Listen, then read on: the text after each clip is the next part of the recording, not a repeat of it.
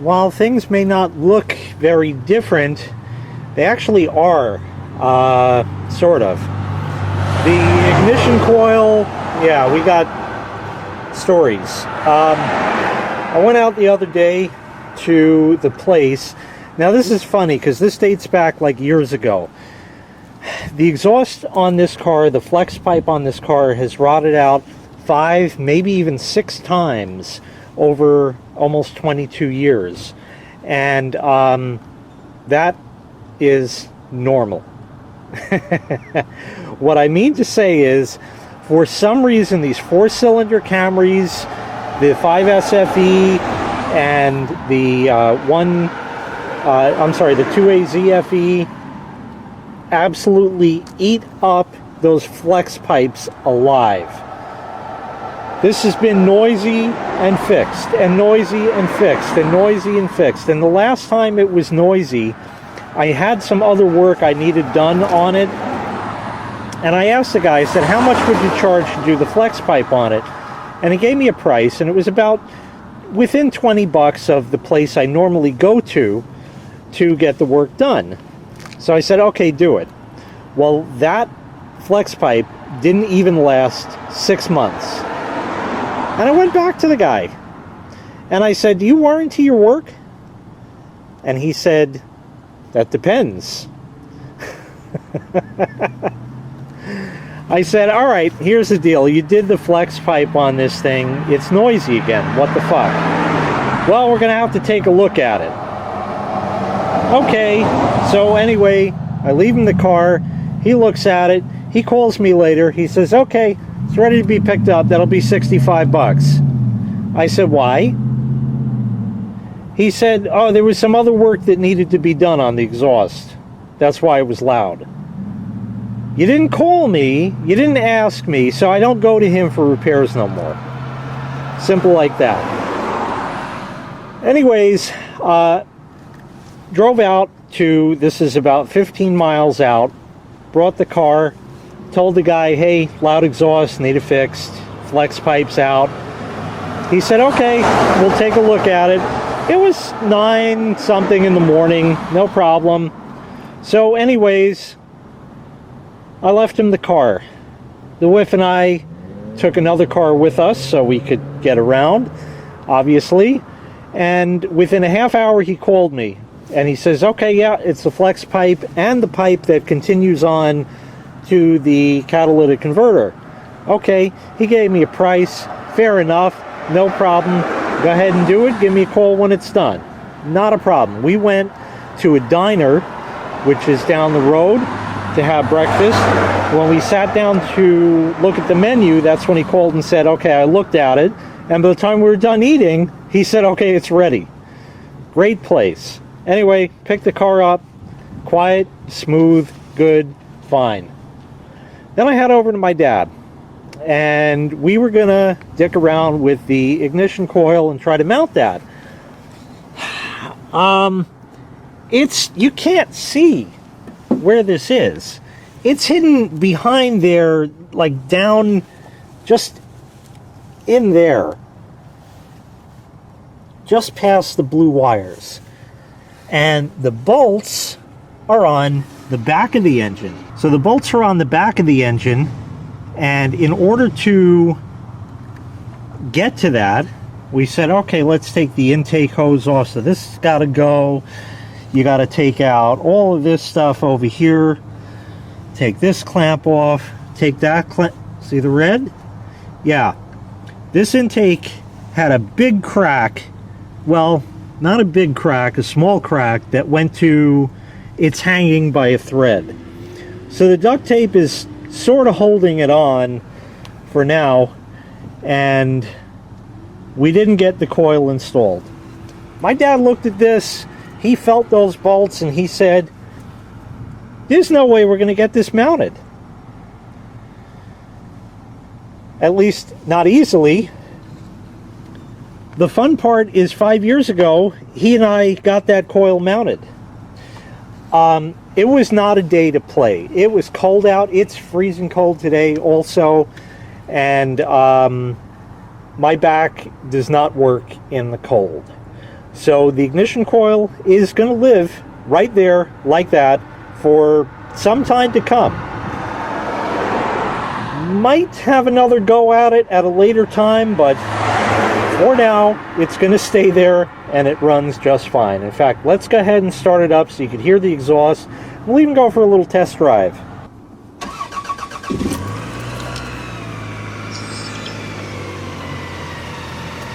And did you notice? No check engine light.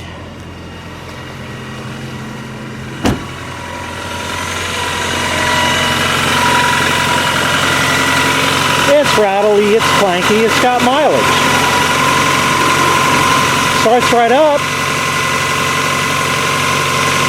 It runs. Nowhere near as loud as it was. We're just hearing all sorts of weird sounds from everything being worn out. I'm going to let it warm up for a while. I'll show you this once it's warmed up, and then we'll go for a drive. And the exhaust is now working again. And if you listen carefully, solid rice cake farts. Not a misfire at all. And there you go. She's sitting about 800 RPM or so now. She's warmed up enough that, you know, we'll take it for a little spin. Just running, doing its thing. All right, we're about ready to go. I just wanted to mention that the check engine light is off, and the reason for that is because before I left to go out there, I had reset the codes, and after 30 miles, the car has not blown the light, and it's ready for inspection. Doesn't need inspection, but it's ready, so that means that my trick will continue to work. The D indicator has burned out, as you can tell there. So anyways, I got one car coming up here, so we got to wait a second.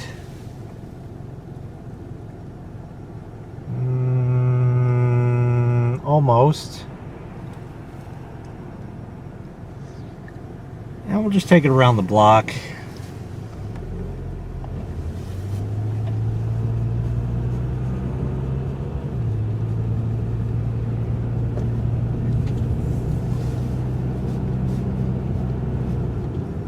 Drives perfectly fine, nice and smooth,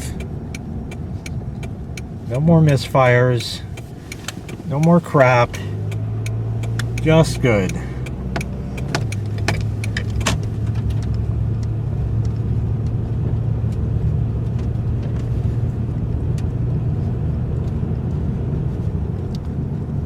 My camera battery is almost dead, so it may die in the middle of this trip. I'm going to have to replace it before I close out the video. But yeah, it's fixed, it works, and the coil is hanging there.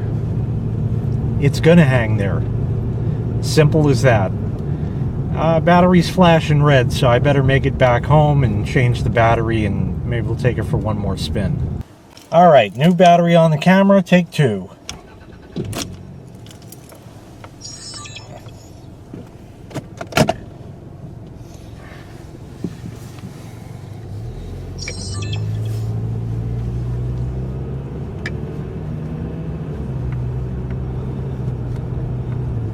We'll take her back kind of around the same way.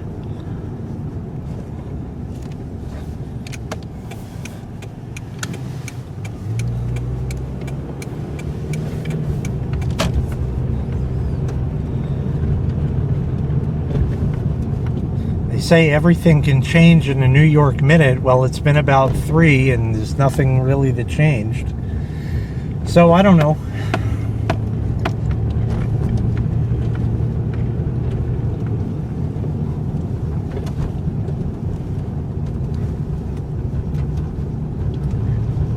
Let's see.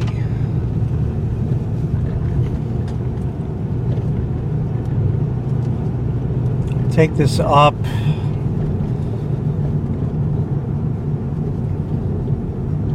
I'll find a road somewhere.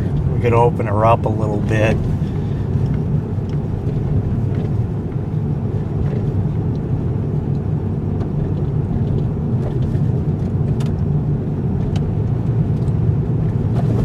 Nothing terribly exciting going on right now.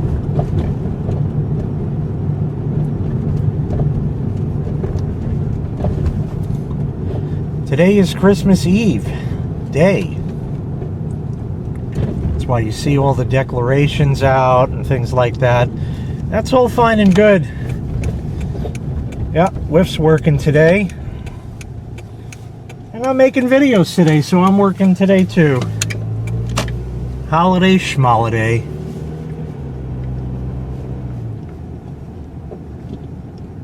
That's what happens. Now, this guy wants to make a left here. That's real nice. So I'll go down here.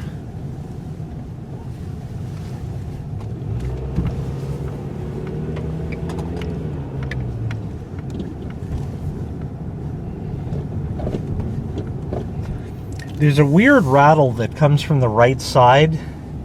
I don't know if it's like the glove box area or just under the hood there or something, but it rattles occasionally, and it'll do that especially when you start it, which is that odd sound that you heard when it was first started. Let's give her.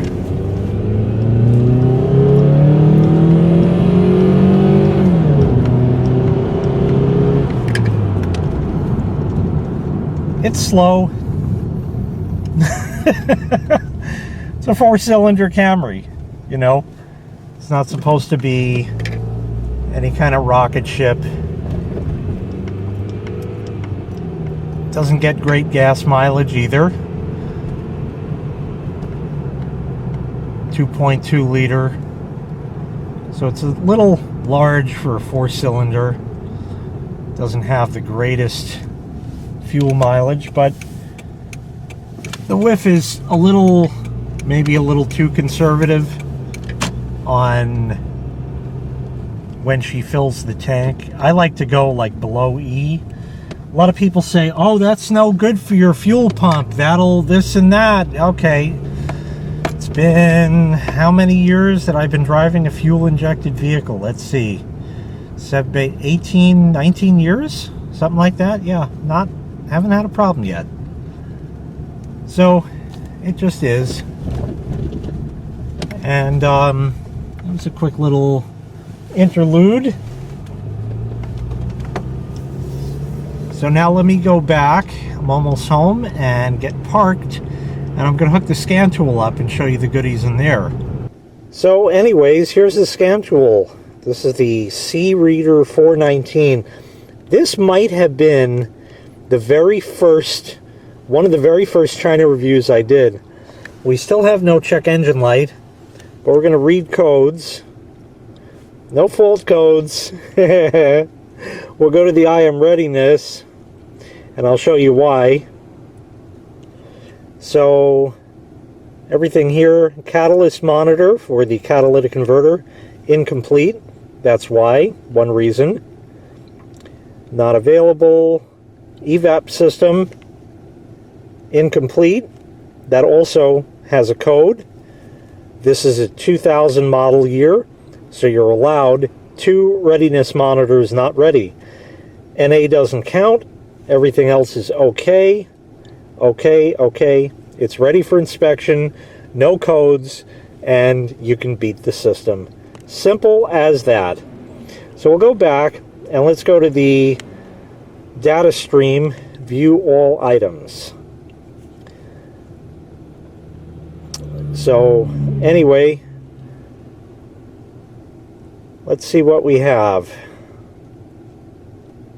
Coolant temperature 201.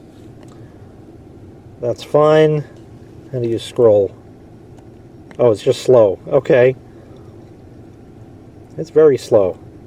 It's down to 199. Okay, next. Short-term fuel trim. 1.8.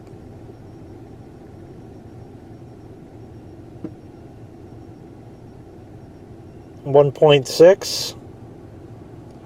It was 2.3. So it's running pretty damn close to perfect.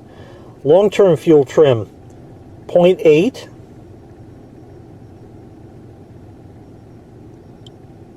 So 0.8 means that it is adding 0.8% fuel. So it's running ever so slightly lean. That could just be because of the duct tape on the intake. I bought a new intake hose, and that I can replace, so that's not a problem. And that's it. These numbers are just perfect. They're absolutely perfect. The RPM was there, speed is nothing. Ignition timing, 4.5, sometimes 5.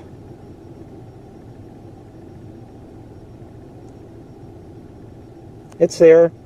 It's sitting, for the most part, pretty steady. Intake air temperature, throttle position. I don't think there's really much more in here that we need. Oxygen sensor voltage. Another short-term fuel trim, very close to 100%, so it's 0.8 that it's adding.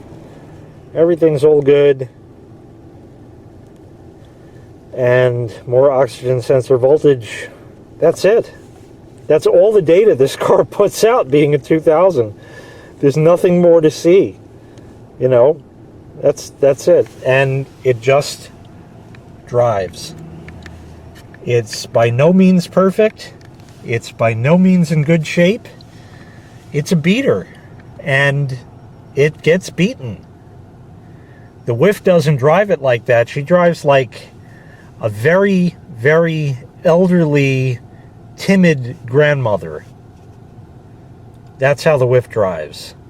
So this thing is not beaten up at all. It takes me to do a Italian tune-up on it and blow the cobwebs out of her and feed her some onions and that. And she does it. She just does it.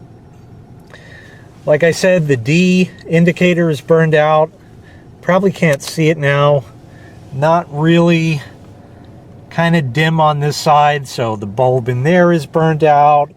I think on this side of the tack it's burnt out. All that kind of great stuff. Just, yeah, a lot of burnt out bulbs. I think the AC button is out. The AC itself lights up. The green light in it works. I'm not going to turn it on now because I'm not going to short cycle it. But that works. But the actual light for it doesn't anymore, and that's really it. I mean, it's just had so many miles, so many New York winters, so beaten, and like I said, I'm shooting for 200,000. It's got 20,000 to go.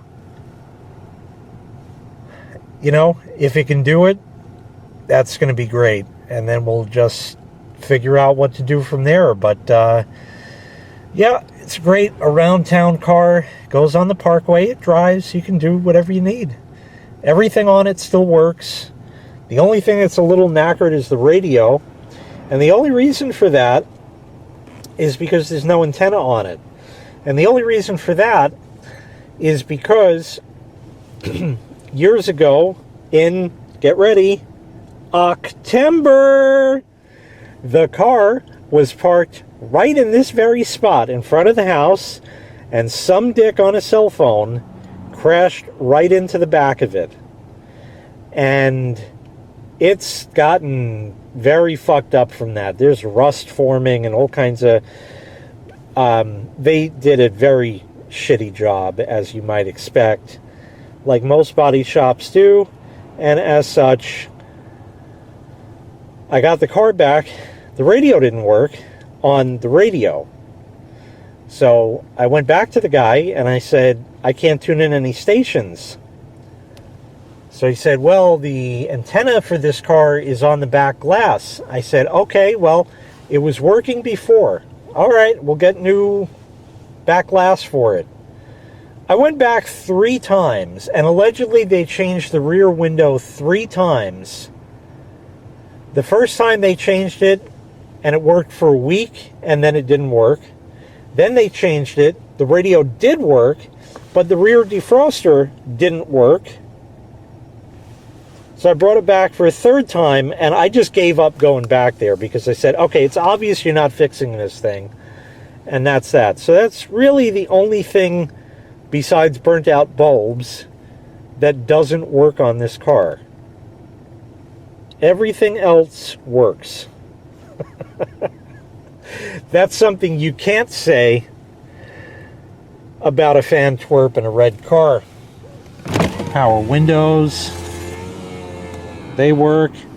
The mirrors, I don't want to move them for her, but they work. I mean, I'll blip it. It works. Yeah, that was another one right there. Broken out. I actually have the pieces. Somebody came by and just clipped it. That's what happened. So like I said, it's beaten and it's a beater. Door locks work. Power door locks. Everything on it still works. Even the key fob for it. I don't have a key fob for this. The Whiff has that, but that works also. It'll unlock the doors and all kinds of great stuff. So she runs again. As far as the ignition coil, it's going to hang there for a while till something else happens, I guess. But there you go. Thanks so much for watching. Make sure you click like, make sure you click subscribe, and take care. We'll see you next time. Bye-bye. One more thing.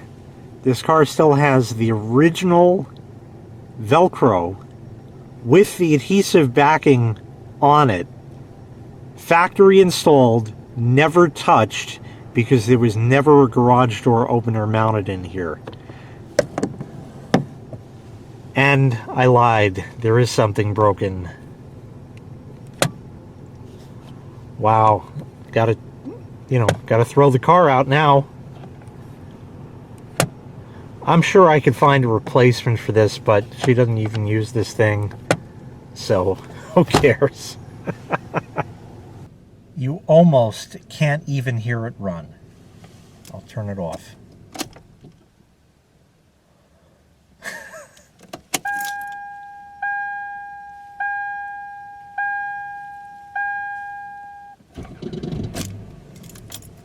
That was that rattly thing, like I said. But besides that, almost can't even hear it run.